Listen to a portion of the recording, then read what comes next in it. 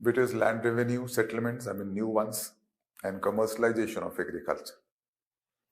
Adversely affected food grain production and the status of the peasantry.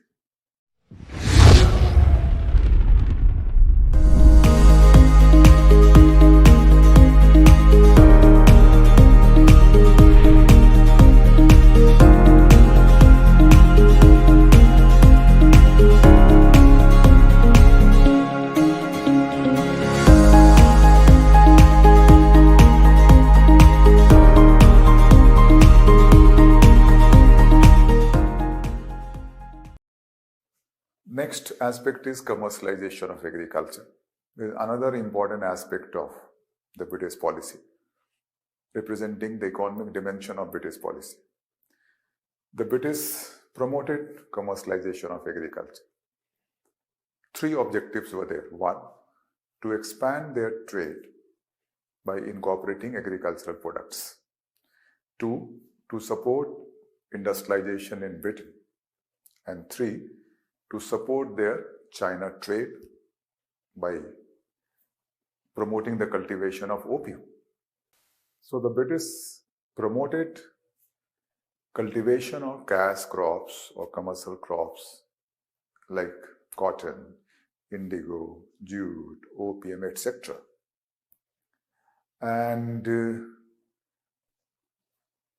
this promotion was meant for fulfillment of three objectives, as I have said.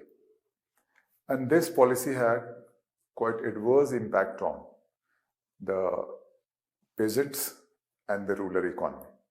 This adversely affected the self-sufficient rural economy because this has dampening impact on the production of the food crops. This made peasantry linked to the market forces, and the fluctuations of the market forces had adverse impact on the peasantry. This linked peasantry to various kinds of intermediaries, and they backed the big profit out of this. So commercialization, though this was not a new phenomenon, yet it was quite exploitative, and exploitative because it was colonial. So under commercialization of agriculture, you should remember three objectives and its adverse impact. Now I'm moving on to the next aspect, and that is related to major famines, committees and commissions. Famines were a recurrent phenomenon during British rule, and it is considered these famines were not natural calamities, rather the product of British policies.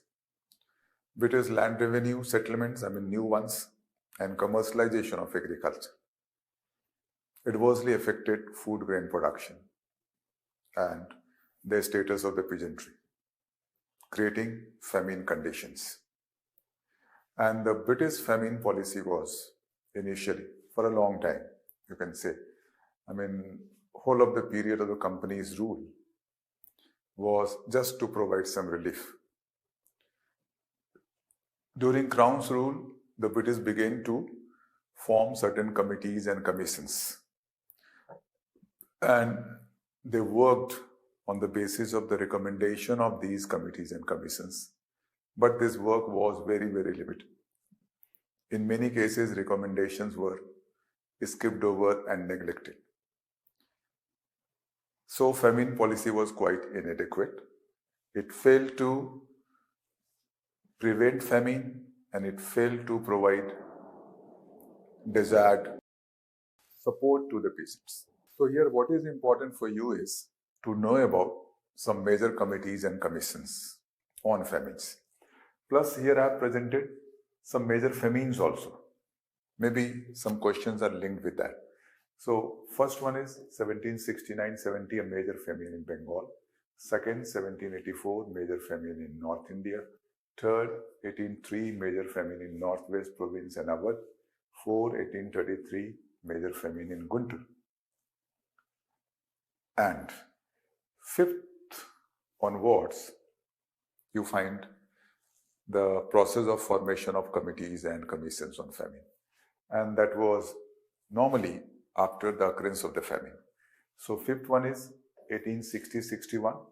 Famine took place in the area between Delhi and Agra, and the first committee on famine was formed, Baird-Smith Committee, but its recommendations were highly neglected. So what you are supposed to know here is the name of this committee. And of course, question could be this way also. The name of a committee is given, and question is this was associated with what? Famine, education, this way. Next one, 1866, Great Famine in Odisha, and a committee was formed, that was George Campbell Committee. Next 7, famine in 1877-78 in many provinces, Uttar Pradesh, Punjab, Madras, Bombay. Sorry, this shouldn't be Uttar Pradesh, this should be United Provinces. By mistake, there should be UP. During those days, there was no Uttar Pradesh, there was United Province. And a committee, rather a commission was formed, that was Richard Strachey Commission in 1880. This was the most important commission formed till now. And the recommendation of this commission created the basis for a famine policy. And this famine policy was characterized by mainly two things. One, a famine code was formulated. This created a broad framework for famine policy. And two, a famine fund was created. That's all. And this was all in 1880s. So we find first time in 1880s the beginning of a British famine policy. Next one is famine in 1896-97 in all provinces, and a commission was constituted, James Loyal Commission. Next, number 9, famine in 1899-1900. Again, here we find famine in all provinces, and a commission was formed, that was Anthony MacDonald Commission. And last is 1942-43, a great famine in Bengal, and John Woodhead Commission was formed. This was the last measure. So John Woodhead Commission was the last measure on famine, and Baird-Smith was the first on famine. So you should be keeping in mind the names of the committees, and plus so many famines, no need to remember the years, but a broad idea should be there. Besides, I have said that a famine policy had two major aspects: famine code and famine fund. So this you should keep in your mind.